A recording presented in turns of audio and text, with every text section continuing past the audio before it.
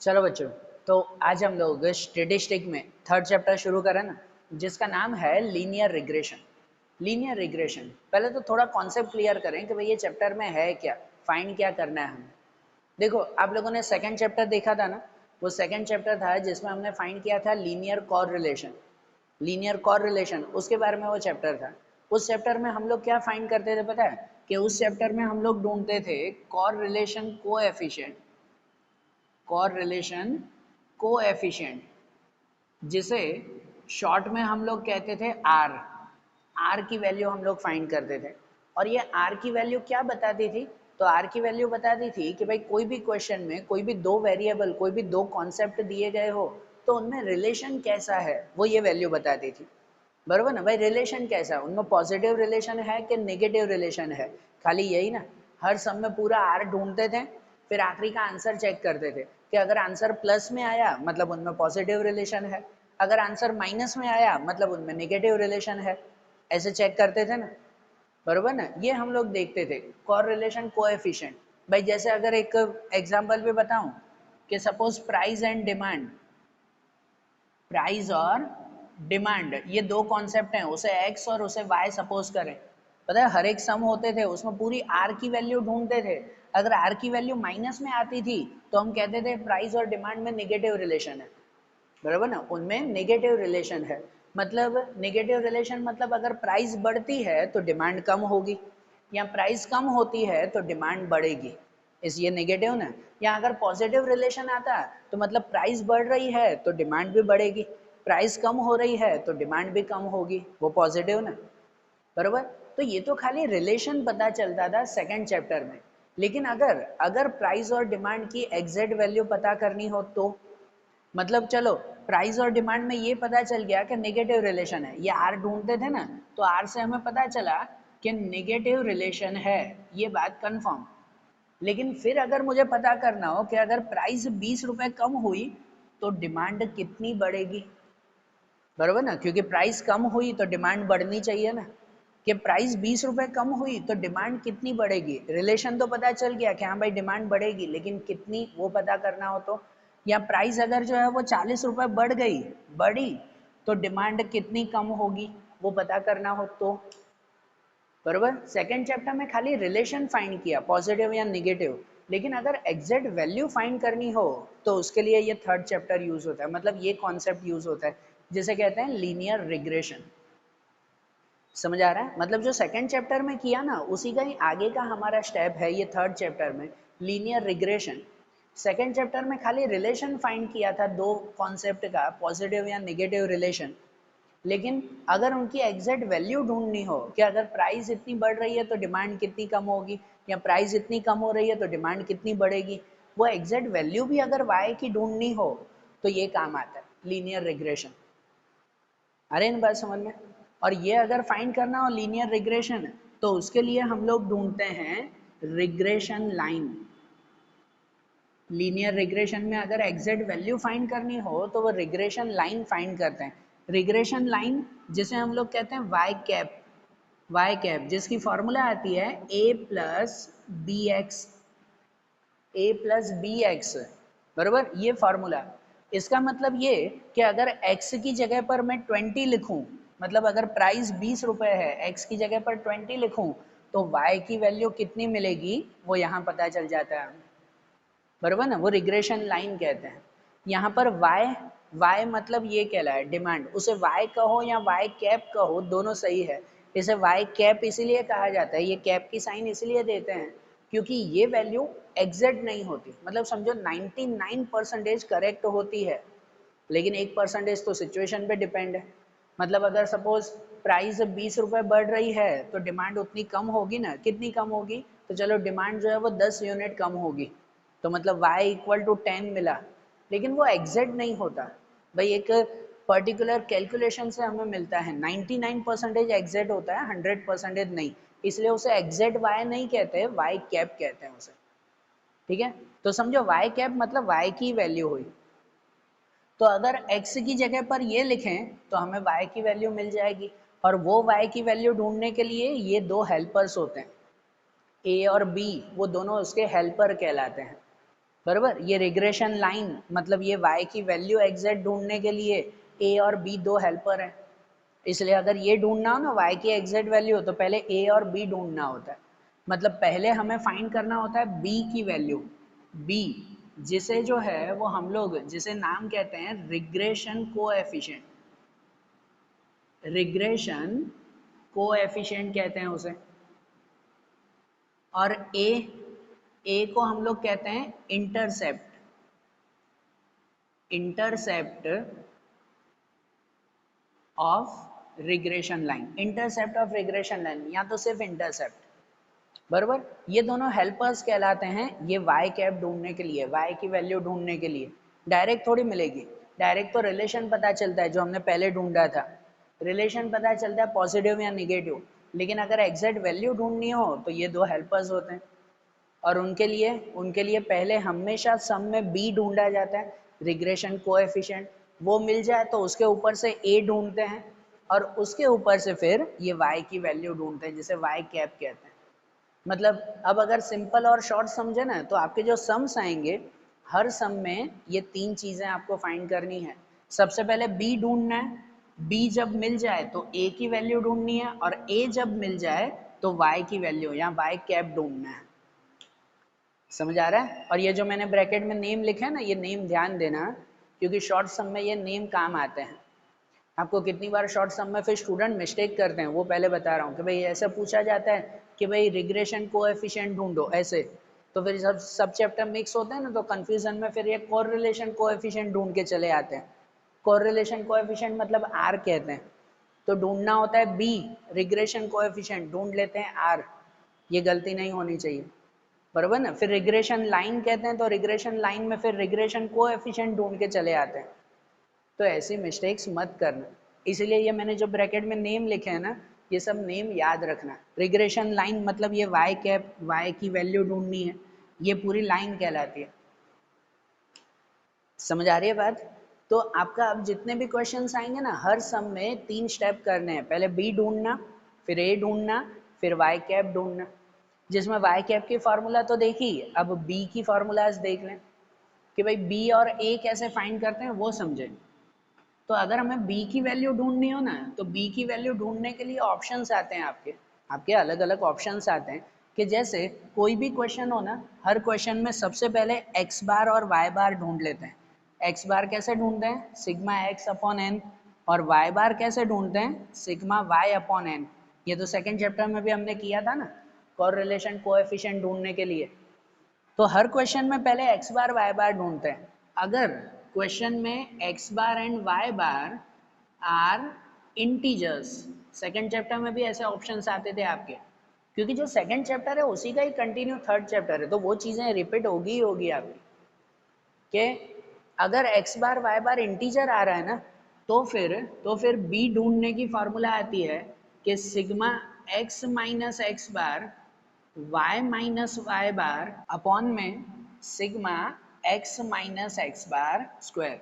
मतलब अगर x बार और y बार इंटीजर आता हो ना तो b ढूंढने के लिए ये फार्मूला यूज करते हैं, b फाइंड करने के लिए। अगर ध्यान से देखो ये फार्मूला r में भी आती थी, लेकिन फार्मूला में थोड़ा सा चेंज है कि जब r की वैल्यू ढूंढते थे ना, अगर सेकंड चैप्टर आपको याद हो तो वो वैल्यू ढूंढते थे तो यहाँ x minus x bar square और y minus y bar square नीचे दोनों लिखते थे और रूट में होते थे दोनों। इसमें ऐसा नहीं है, इसमें y की वैल्यू नहीं है और रूट नहीं है, ये चेंज है इसमें। मतलब अगर रियली बताऊं ना तो अगर आपका सेकंड चैप्टर एकदम अच्छी तरह से क्लियर होगा ना तो थर्ड चैप्टर खुद ब खुद आपको आ जाएगा। बहुत ईजी है थर्ड चैप्टर अगर सेकंड क्लियर है तो, क्योंकि ऑलमोस्ट उसकी मेथड ही हमें यूज करनी है। लेकिन अगर सेकंड में प्रॉब्लम होगी तो थर्ड में भी प्रॉब्लम आएगी, तो पहले सेकंड अच्छी तरह से क्लियर करना माइंड में। तो चलो ये कॉन्सेप्ट देखते हैं कि सबसे पहले x बार y बार ढूंढते हैं हर क्वेश्चन में, x बार y बार इंटीजर मिले तो b की ये फॉर्मूला यूज करते हैं। अगर x बार और y बार ढूंढते वक्त x bar y bar are decimal, कि अगर डेसिमल्स मिले, डेसिमल्स मतलब कि x बार y बार की वैल्यू पॉइंट में आती हो, तो फिर b ढूंढने की फॉर्मूला यूज करते हैं कि n sigma x y minus sigma x multiply sigma y upon में n sigma x square minus sigma x का होल स्क्वायर। बराबर, ये भी पहले फॉर्मूला थी ही आपकी। तो अगर x बार y बार डेसिमल में हो तो b ढूंढने की ये फॉर्मूला यूज करते हैं, या तो फिर आती है शॉर्टकट फॉर्मूला। शॉर्टकट फार्मूला कि जब x और y की वैल्यू ही, जब प्राइस डिमांड या ऐसा कुछ भी x और y दिया हुआ हो, तो उसकी वैल्यू ही अगर काफ़ी लार्ज आती हो, पॉइंट में आती हो, बराबर, तब उस वक्त शॉर्टकट फार्मूला यूज़ करते हैं। और शॉर्टकट फार्मूला यूज़ करते हैं उसके लिए b इक्वल टू यहाँ एक्स वाई की जगह uv यूज़ करते हैं, उसे uv में कन्वर्ट करते हैं, बराबर ना, एक्स वाई को uv में कन्वर्ट कर देते हैं और फार्मूला यूज़ करते हैं n sigma uv minus sigma u multiply sigma v upon में n sigma u square minus sigma u whole square. ठीक है, तो b ढूंढने की तीन सिचुएशन आती है। b जब सबसे पहले सम में फाइंड करना होता है तो तीन सिचुएशन, ये फार्मूला या ये फार्मूला, कोई भी फार्मूला से फाइंड कर सकते हैं। सेकंड चैप्टर में भी था ना, इसमें भी ये एक बात बता रहा हूँ कि देखो सिचुएशन ये बताते हैं, बाकी सम आप कोई भी मेथड से करोगे ना, बी तीनों में से कोई भी मेथड से ढूंढोगे ना, आंसर सेम ही आएगा। बस उस पर्टिकुलर मेथड से करो तो सम थोड़ा सा इजी हो जाता है, लेकिन अगर आपने हर एक सम में यही मेथड यूज़ की, हर एक सम में यही मेथड यूज़ की, तो भी आंसर तो आएगा ही आएगा आपका। तो हर सम में पहले बी ढूंढेंगे, बी के बाद फिर ए फाइंड करेंगे, और ए फाइंड करने के लिए तीन सिचुएशन नहीं, उसकी एक ही फार्मूला आती है। अगर ए ढूंढना है तो उसकी एक ही फार्मूला आती है, वाई बार माइनस बी एक्स बार, वाई बार माइनस बी एक्स बार। ए ढूंढने की, इंटरसेप्ट ढूंढने की एक ही फार्मूला, और फिर उसके ऊपर से ढूंढते हैं वाई कैप, रिग्रेशन लाइन, ये ए बी दोनों की वैल्यू वहां लिखेंगे, बरोबर। तो आपके हर सम में यही करना है, पहले बी ढूंढना है तीन में से कोई भी एक फार्मूला से, फिर ए फाइंड करना है इस फार्मूला से, फिर वाई कैप ढूंढना है। अरे बात समझ में। और अगर रियल कहूँ तो बस आपका चैप्टर इतना ही है। चैप्टर में ये एक ही मेथड है, इसी हिसाब से करने हैं। बाकी थोड़े से शॉर्ट सम्स आएंगे, वो शॉर्ट सम्स में बी ढूंढने के लिए सिर्फ अलग अलग मेथड्स आएगी, ठीक है ना। बाकी लॉन्ग सम की अगर बात करें तो सिर्फ इतना कॉन्सेप्ट है आपके लॉन्ग सम के लिए। तो देखो ये फार्मूलाज एक बार अच्छी तरह से लिख लो, तो वे जो आपकी एक्सरसाइज 3.1 है उसके कुछ सम्स हम लोग ट्राई करते हैं, ठीक है ना। ये फार्मूला अच्छी तरह से लिख लो तो फिर वो सम देखें हम लोग। देखो कि अब जैसे एक्सरसाइज 3.1 का पहला क्वेश्चन देखें कि उसके अंदर भी प्राइस और डिमांड के बारे में ही कहा हुआ है, कि प्राइस और डिमांड के बारे में ये वैल्यूज कुछ दी गई है, कोई एक कॉमोडिटी, कोई एक प्रोडक्ट की प्राइस और डिमांड की वैल्यूज है, कि जब प्राइस 12 रुपए थी तो डिमांड इतने यूनिट थी, जब प्राइस 14 रुपीज़ हुई तो डिमांड इतने यूनिट हुई, बरोबर, इसके बारे में है। और इनके बारे में एक क्वेश्चन लिखा हुआ है, आखिरी में एक सेंटेंस लिखा हुआ है कि estimate the value of demand when price is 20, कि जब प्राइस 20 रुपीज़ हो जाए, प्राइस देखो एक्स में यहाँ 20 नहीं है, तो अगर प्राइस 20 हुई तब डिमांड कितनी होगी वो हमें ढूंढना है। ऐसे ही ढूंढना होता है ना हमें। तो उसके लिए अगर ऐसा सम हमें करना है तो सबसे पहला स्टेप होता है एक्स बार और वाई बार ढूंढना, मतलब पहले इनका टोटल कर देना, कि अगर जो है वो इनका टोटल हम लोग करें तो इन सब का टोटल आ जाता है कुछ 9 एंड 6 96, और इसका अगर टोटल करें 40 एंड 20 60, इसका टोटल 60 आ रहा है ना। ये 96 और 60, और इसके ऊपर से हमें जो है वो x bar and y bar find करना है। X bar sigma x upon n, तो sigma x upon n, sigma x पे आ जाएगा ये 96 अपॉन एन पे टोटल नंबर्स हैं 6, तो 96 डिवाइड बाय 6, तो आंसर 16 आया। फिर जो है वो वाई बार ढूंढेंगे उसके साथ, कि वाई बार उसकी फार्मूला आती है सिग्मा वाई अपॉन एन, तो सिग्मा वाई वो आया 60 अपॉन 6, एन पे 6, 60 डिवाइड बाय 6 तो वो 10, वाई बार 10 मिला। दोनों आंसर इंटीजर में मिले हैं, पॉइंट में नहीं मिले, दोनों आंसर पूरे मिले हैं। और अगर दोनों आंसर पूरे मिले हैं तो हमने बी ढूंढने की वो फार्मूला बताई थी, कि उसमें फार्मूला लिखते हैं सिग्मा एक्स माइनस एक्स बार, वाई माइनस वाई बार, और अपॉन में sigma x minus x bar square.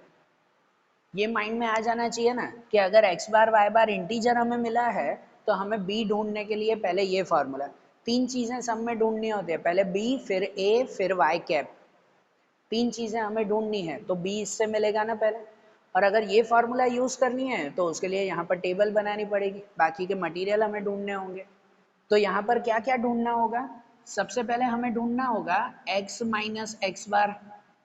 सबसे पहली चीज x माइनस एक्स बार, मतलब जो ये x है उसमें से ये x बार माइनस, ये x में से x बार माइनस, मतलब सब में से ये 12 में से 12 माइनस 16, 14 माइनस 16, 15 माइनस 16, ऐसे किया जाएगा ना। तो x माइनस एक्स बार 12 माइनस 16 तो माइनस 4, 14 माइनस 16 माइनस 2, 15 माइनस 16 तो माइनस 1, 16 माइनस 16 0, 18 माइनस 16 2 और 21 माइनस 16 5। x माइनस एक्स बार। दूसरी चीज यहाँ पर फाइंड करेंगे वो आएगा y माइनस वाई बार। y माइनस वाई बार मतलब y में से अब y बार माइनस करेंगे। इन सब में से ये 10 माइनस करेंगे कि जैसे कि 18 माइनस 10 तो 8, 12 माइनस 10 तो 2, 10 माइनस 10 0, 8 माइनस 10 तो माइनस 2, 7 माइनस 10 माइनस 3 और 5 माइनस 10 माइनस 5। बरोबर, ये y माइनस वाई बार भी मिल गया। उसके बाद क्या फाइंड करते हैं? तो उसके बाद फाइंड करते हैं x minus x bar square. यहाँ पे फाइंड किया जाता है x minus x bar square, मतलब जो x माइनस एक्स बार है उसका स्क्वायर करके लिखेंगे। बरोबर ना, इनका स्क्वायर लिखा जाएगा कि भाई जैसे -4 का स्क्वायर 16, स्क्वायर करेंगे तो माइनस का प्लस हो जाएगा ना। 2 का स्क्वायर तो 2 का स्क्वायर 4, 1 का स्क्वायर 1, ये 0, 2 का स्क्वायर 4 और 5 का स्क्वायर 25। बराबर, x minus x bar square. और आखिरी चीज यहाँ पर फाइंड करते हैं वो होता है x minus x bar and y minus y bar. x minus x bar y minus y bar मतलब इन दोनों का मल्टीप्लाई। ये x माइनस एक्स बार और y माइनस वाई बार इन दोनों का मल्टीप्लाई लिखेंगे। ये y माइनस वाई बार का स्क्वायर नहीं करना है, जैसे इसका स्क्वायर किया इसके स्क्वायर की जरूर नहीं है क्योंकि फॉर्मूला में वो है ही नहीं। फॉर्मूला में खाली x minus x bar square ही लिखते हैं ना, y तो लिखते ही नहीं। तो इसलिए इसका स्क्वायर करने की जरूर नहीं है, वो सेकेंड चैप्टर में ऐसा करते थे, इसमें नहीं। तो इसमें एक ये ढूंढेंगे x minus x bar square और दूसरा x minus x bar y minus y बार, इन दोनों का मल्टीप्लाई यहाँ लिखेंगे। ठीक है, दोनों का मल्टीप्लाई, जैसे 8 4 सा 32, यहाँ पर 2 2 सा 4। साइन ध्यान देते हैं कि अगर ये माइनस प्लस तो माइनस प्लस माइनस, ठीक है ना, जो साइन हो वैसे ही ये भी माइनस प्लस माइनस। 1 0 सा 0, 0 में तो कोई साइन नहीं। 0 माइनस 2 तो वो भी 0, 2 3 सा तो माइनस 6 एंड 5 5 सा माइनस 25।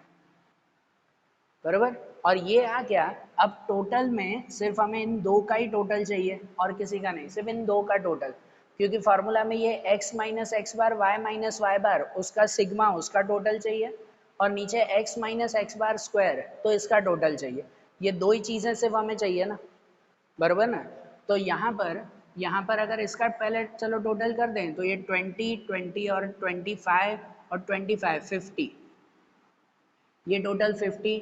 यहाँ पे अगर देखें 10 और ये 35, 35 और 32 तो 67 माइनस 67। बरोबर, ये टोटल आ गया ना। अब इस टोटल को b की फार्मूला में रखेंगे। अब b फाइंड करेंगे कि b के लिए sigma x minus x bar y minus y बार, तो उसका आंसर मिला हमें -67 और x minus x bar square, तो x minus x bar square मिला 50। तो 67 डिवाइड बाय 50, 67 डिवाइड बाय 50 करो तो कुछ आंसर मिलेगा -1.34। बराबर, माइनस में है तो -1.34, ये हमें b की वैल्यू मिल जाएगी ना। और b की वैल्यू माइनस में मिली, इसका मतलब इनका रिलेशन माइनस में, नेगेटिव रिलेशन है। वैसे भी प्राइस और डिमांड के बीच में नेगेटिव रिलेशन ही होता है ना, बराबर ना। b से पता चलेगा रिलेशन कौन सा है, नेगेटिव रिलेशन है। अब उनके हिसाब से आगे वैल्यू ढूंढेंगे। अब b के बाद फाइंड करते हैं a। तो a अगर फाइंड करें तो a की फॉर्मूला आती है y bar minus b x bar. a की तो एक ही फॉर्मूला है ना, हर सम में यही formula, y bar minus b x बार। तो y बार पे ये वैल्यू लिखेंगे, y बार पे ये 10 कि ये 10 माइनस b, तो b की वैल्यू भी माइनस में है -1.34 और मल्टीप्लाई एक्स बार, तो मल्टीप्लाई एक्स बार की वैल्यू है 16, ये लिखेंगे ना एक्स बार और वाई बार, इसे मत लिखना स्टूडेंट, ये लिख देते हैं, ये सिग्मा एक्स है, एक्स बार और वाई बार लिखना है वहां पर, ये दोनों वैल्यू। तो वाई बार 10 माइनस बी की वैल्यू माइनस 1.34 एंड एक्स बार 16, ये एक्स बार की वैल्यू लिखी हमने। और अब जो इनकी कैलकुलेशन करें ना, तो यहाँ पर ये 10 यहाँ हो जाएगा माइनस माइनस प्लस 1.34 मल्टीप्लाई 16, तो कुछ हो जाएगा 21.44, 21.44 और 21.44 प्लस 10 तो आंसर 31.44। ये a की वैल्यू भी मिल गई 31.44, बराबर। पहले b मिल गया, फिर a मिल गया, और अब फाइंड करेंगे फाइनली y कैप। y की वैल्यू जो ढूंढनी होती है वो y कैप, जहां y कैप की फॉर्मूला आती है a plus b x, a plus b x, ये फार्मूला। तो जहां a की जगह पे लिखेंगे ये वैल्यू 31.44 और b की जगह पे माइनस 1.34 है, b की वैल्यू माइनस में है, तो यहाँ प्लस नहीं, यहाँ हो जाएगा माइनस 1.34 x, बराबर। ये y कैप पहले फाइंड कर लेते हैं, ये y कैप मतलब रिग्रेशन लाइन, एक फॉर्मूला बन जाती है, ये प्राइस और डिमांड का रिलेशन बताती हुई ये एक फॉर्मूला बन गई। a plus b x 31.44, b की वैल्यू माइनस में थी इसलिए माइनस 1.34 x, और यहाँ x की जगह पर अब वैल्यू लिखेंगे जो आपके क्वेश्चन के एंड में हमेशा दी गई होती है ना, कि इसमें भी लिखा हुआ है कि what is the price of demand, या डिमांड कितनी होगी व्हेन प्राइस इज 20, बरोबर ना। Value of demand when price is 20, मतलब x की वैल्यू जब 20 होगी तो y की वैल्यू कितनी होगी। तो यहाँ x की जगह पर प्राइस वो कितनी लिखनी है, 20 लिखनी है। अब मतलब यहाँ पे लिखा जाएगा अब कि now when price price x equal to 20, कि जब x की जगह पर हम 20 लिखें तो y की वैल्यू कितनी मिलेगी, तो y cap equal to 31.44 minus 1.34 multiply 20, बराबर ना, ये आ जाएगा। और इनका अगर मल्टीप्लाई करें तो ये 31.44 माइनस इसको अगर हम लोग मल्टीप्लाई करें तो कुछ हो जाएगा 26.8 या 80, बराबर 26.80 हो जाएगा, उसको 20 से अगर मल्टीप्लाई करें। और फाइनली इन दोनों का माइनस, तो इन दोनों का माइनस यहाँ पर आ जाएगा कुछ 4.6 एंड 4.64, ये y कैप की वैल्यू मिल गई। इसका मतलब कि जब प्राइस 20 थी तो डिमांड कितनी हो जाएगी 4.64, यहाँ पे था ना कि जब प्राइस 12 रुपीज़ तो डिमांड इतनी, प्राइस 14 तो डिमांड इतनी, प्राइस 15 तो डिमांड इतनी, उसी तरह से चलते चलते अगर प्राइस 20 हुई तो डिमांड इतनी आएगी 4.64, ये वैल्यू मिली ना हमें। समझ आ रही बात, कैसे सम करना है वो ध्यान आया ना, ठीक है ना। कि भाई ये क्वेश्चन में जब x बार y बार इंटीजर मिल रहे हैं, पूरे आंसर मिल रहे हैं, पॉइंट में नहीं मिल रहा है, तो b की इस फॉर्मूला के अकॉर्डिंग हमने काम किया, और उसके लिए क्या क्या मटेरियल फाइंड करना है ये भी माइंड में रखना आप लोग, ध्यान आ रहा है। तो ये फर्स्ट सम अब अच्छी तरह से देखो, कैसे ये मेथड हमने यूज़ की, कैसे ये फार्मूलाज रखी, वो एक बार अच्छी तरह से देख लो। तो अब वैसे ही जो है वो हम लोग सेकेंड क्वेश्चन देखें, कि सेकेंड क्वेश्चन देखें जब x बार y बार इंटीजर में पॉइंट में मिले तो फिर क्या करना है, वो एक मेथड हम लोग देखें। देखो कि अब जैसे सेकेंड क्वेश्चन दिया हुआ है कि सेकेंड क्वेश्चन में 6 कार के बारे में दिया हुआ है, 6 कार्स की इंफॉर्मेशन है, अलग अलग 6 कार हैं, कि जिनमें x में दिया हुआ है टाइम यूसेज, भाई कितने सालों तक जो है वो कार चल रही है, और y में दिया हुआ है उसका average maintenance cost. Average maintenance cost मतलब एवरेज उन्हें कितना जो है वो खर्चा होता है, मतलब पहली कार है, वो पहली कार अगर 3 साल चल रही है ना तो उसका एवरेज खर्चा 10,000 का है, मेंटेनेंस का खर्चा 10,000 का। दूसरी कार है जो 1 साल चलती है ना तो भी उसके मेंटेनेंस का खर्चा 5,000 का है। तीसरी कार है जो 2 साल चलती है ना तो उसके मेंटेनेंस का खर्चा 8,000 है। ऐसे दिया हुआ है ना ये, बराबर। और इनके ऊपर से एक क्वेश्चन नीचे लिखा हुआ है कि अगर कोई कार 5 साल चल रही है तो उसके मेंटेनेंस का खर्चा कितना होगा। अब 5 साल चल रही है वो दिया हुआ ही है कि अगर कोई कार 5 साल चल रही है तो उसके मेंटेनेंस का खर्चा 13,000 है, लेकिन साथ में लिखा हुआ है ना कि also find the error, error ढूंढनी है। मतलब आखिरी में जो पहले सम में देखा ना कि आखिरी में x की वैल्यू लिखते थे, जैसे पहले क्वेश्चन में आखिरी में x पे 20 लिखा, भाई प्राइस 20 तो डिमांड कितनी। यहाँ पर x की वैल्यू 5 दी गई है और y की वैल्यू भी दी गई है, हमें चेक करना है कि ये y की वैल्यू करेक्ट है या नहीं। मतलब पूरा सम तो वैसे का वैसे ही करना है एज इट इज ही। सबसे पहला स्टेप x बार y बार ढूंढते हैं, तो उसके हिसाब से जो है वो फिर आगे पूरा सम होगा ना, बरोबर ना। मतलब सबसे पहले अगर हम लोग x बार और y बार ढूंढे ना, x बार सिग्मा x अपॉन n, मतलब जो है वो इनका टोटल करें तो यहाँ टोटल हो जाएगा 4 and 4 8, 8 और 8 16, 16 आ जाएगा वो। 16 मतलब 16 divide by 6, 16 divide by 6 n पे 6, तो इनका टोटल कुछ आएगा, मतलब इसका डिवाइड आ जाएगा 2.67, 2.67 है ना, 2.666 वो चलता ही रहेगा तो 67, ये x बार। और अगर y बार ढूंढें तो y बार का फॉर्मूला आता है sigma y upon n, sigma y इसका अगर टोटल करें तो 15 एंड 15 30, 30 एंड 40, 40 एंड 51, 51 आ रहा है इसका टोटल। मतलब 51 डिवाइड बाय 6, तो 51 डिवाइड बाय 6 अगर करें तो उसका कुछ आ जाएगा कि 6 8 एंड 0.5, 8.5 ये आ रहा है। मतलब देखो यहाँ दोनों पॉइंट में आ रहे हैं, x बार y बार दोनों का आंसर पॉइंट में आ रहा है। और अगर डेसिमल आ रहा है तो फिर वो b ढूंढने की हमने वो फार्मूला देखी थी ना कि डेसिमल में आए तो b की फार्मूला रखते हैं n sigma x y minus sigma x multiply sigma y upon में n sigma x square minus sigma x whole square, बराबर। यहाँ पर ये फार्मूला आएगी, ये b ढूंढने की फार्मूला, ठीक है ना। और अगर ये फार्मूला यूज करनी है तो उसके हिसाब से मटेरियल भी वैसे ढूंढने होंगे। पॉइंट में आए तो ये फार्मूला, अगर पूरा आंसर मिले तो जैसे पहले बताया था वैसी मेथड से, दो ही तो मेथड है, बराबर ना। इन दो के हिसाब से ही करेंगे, अगर पॉइंट में आए तो ऐसे रखेंगे। और इसके लिए यहाँ जो फाइंड करना है ना, तो यहाँ पे भी सिर्फ दो ही चीजें फाइंड करनी है। एक फाइंड करना है एक्स स्क्वायर पहले, कि जो x है उसका स्क्वायर यहाँ पे चाहिए होता है ना सिग्मा एक्स स्क्वायर, सिर्फ एक्स स्क्वायर ढूंढेंगे, वाई स्क्वायर नहीं, क्योंकि वाई स्क्वायर कहीं पर भी नहीं चाहिए हमें। तो y का स्क्वायर नहीं, सिर्फ x का स्क्वायर करेंगे, कि जैसे 3 का स्क्वायर 9, ये 1, 2 का स्क्वायर 4, ये भी 4, 5 का स्क्वायर 25 और 3 का स्क्वायर 9, ये x स्क्वायर हम लोग ढूंढेंगे।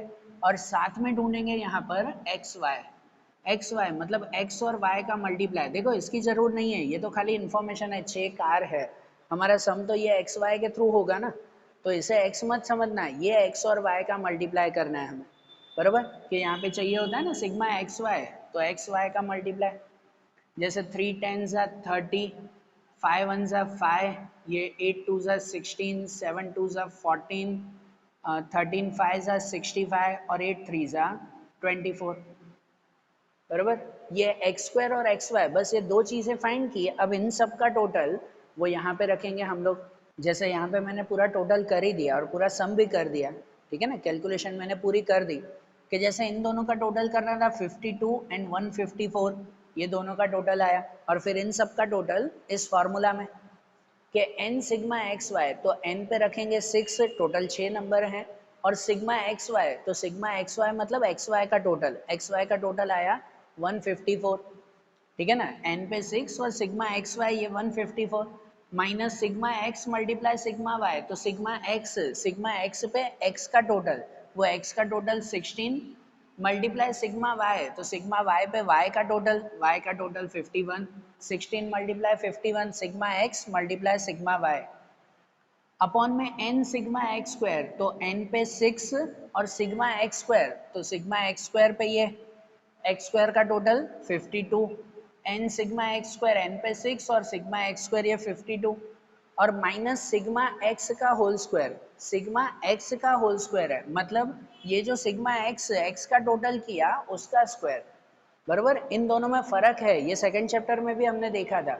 ये सिग्मा एक्स स्क्वायर का मतलब ये एक्स स्क्वायर का टोटल लिखना है, और ये सिग्मा एक्स का होल स्क्वायर, तो सिग्मा एक्स मतलब ये इसका टोटल 16 का होल स्क्वायर, बरोबर ना। अब इनकी कैलकुलेशन करेंगे कि भाई इन दोनों का मल्टीप्लाई 154 मल्टीप्लाई 6 924, माइनस इन दोनों का मल्टीप्लाई 816, अपॉन में 6 मल्टीप्लाई 52 312 माइनस 16 का स्क्वायर 256। ठीक है, अब इन दोनों का माइनस 108 और इन दोनों का माइनस 56 और इन दोनों को अगर डिवाइड करें 108 डिवाइड बाय 56 तो 1.93। ठीक है, ये b की वैल्यू मिल गई, b मिल गया हमें 1.93। अब इसके ऊपर से ढूंढते हैं a की वैल्यू फाइंड करते हैं ना कि a की value y bar minus b x बार, ये फार्मूला। तो y बार की वैल्यू यहाँ ढूंढी थी हमने, y बार की वैल्यू कितनी है यहाँ पर 8.5। तो ये y बार 8.5 माइनस b, तो b की वैल्यू 1.93, प्लस में ही है ये, तो प्लस में ही 1.93, ये आगे फार्मूला का माइनस, यहाँ b की वैल्यू तो वही 1.93 और x बार पे ये वैल्यू 2.67, तो x बार पे 2.67, तो ये 8.5 माइनस इन दोनों का मल्टीप्लाई 5.15। ठीक है, और 8.5 माइनस 5.15 तो 3.35। ये a की वैल्यू में मिल गई, b मिल गया, a मिल गया। अब ढूंढते हैं y कैप। अब फाइनली y कैप ढूंढते हैं कि y cap equal to a plus b x. तो a की जगह पे ये 3.35 प्लस b की जगह पे 1.93 और x, और फिर यहाँ पे x की वैल्यू हमें लिखनी होती है कि x की वैल्यू कितनी लिखनी है। तो टेक्स्ट बुक में दिया हुआ है कि जब 5 इयर्स हो, x पे 5 जब हो तो फिर फाइंड करना है। मतलब इस x की जगह पे 5 लिखें। Now when x equal to 5, तो y cap equal to 3.35 plus 1.93 multiply 5, x की जगह पे 5। तो पहले मल्टीप्लाई, हाँ पहले इन दोनों का प्लस मत कर देना, पहले उसको 5 के साथ मल्टीप्लाई, 3.35 प्लस इन दोनों का मल्टीप्लाई 9.65 एंड 3.35 प्लस 9.65 तो कितना आ जाएगा 13, y इक्वल टू 13 बराबर। और हमें एरर चेक करनी थी कि अगर x पे 5 हो तो क्या y की वैल्यू 13 ही मिल रही है कि और कुछ मिल रही है। तो x पे 5 रखा तो y की वैल्यू 13 ही मिली ना, क्वेश्चन में भी 13 थी और यहाँ पर भी हमें 13 ही मिली, मीन्स नो एरर, कि कोई एरर नहीं है। अगर यहाँ y की वैल्यू 14 मिलती या 15 मिलती और कुछ मिलता अगर, तो हम कहते कि 1 या 2 यूनिट की एरर है। लेकिन ये वैल्यू बिल्कुल करेक्ट है कि x पे अगर 5 रखा तो y पे 13 ही मिला। पूरा सम करके भी हमने चेक किया ना कि x पे 5 अगर रखा है तो y की वैल्यू 13 ही मिलेगी। आ रही बात समझ में। तो जब x बार y बार पॉइंट में हो तो सम कैसे करना है, तो b की वैल्यू कैसे हमें यूज करनी है, कैसे ये फॉर्मूला यूज करनी है, कैसे ये टेबल बनाना है, वो सब क्लियर हुआ ना। ठीक है ना, ये दो बेसिक जो है वो कॉन्सेप्ट हैं हमारे कि जब x बार y बार इंटीजर मिले तो जैसे पहला सम किया था वैसे, और अगर x बार y बार पॉइंट में मिले तो ये जैसे सम किया वैसे करेंगे हम लोग। ठीक है, तो अब जैसे फर्स्ट और सेकंड क्वेश्चन देखा ना, अब ऐसे ही थर्ड एंड फोर्थ क्वेश्चन वो आप ट्राई करो, 3 एंड 4 आप ट्राई करो, उसमें चेक करो कौन सी मेथड यूज हो रही है कि x बार y बार पॉइंट में आए तो इस मेथड से करना, x बार y बार पूरा आंसर मिले तो वो फर्स्ट सम वाली मेथड से करना। ठीक है ना, थर्ड एंड फोर्थ सम आप ट्राई करो, 100% हो जाएगा। फिर जो शॉर्टकट मेथड है ना, यूवी वाली मेथड, वो हमारी एक्सरसाइज 3.2 में है, जो हम लोग फिर आगे के वीडियोस में देखेंगे। ठीक है, तो ये दो सम क्लियर करो 3 एंड 4, तो उसके बाद नई मेथड नए सम्स वो अब हम लोग नेक्स्ट वीडियोस में देखेंगे। Okay, thank you.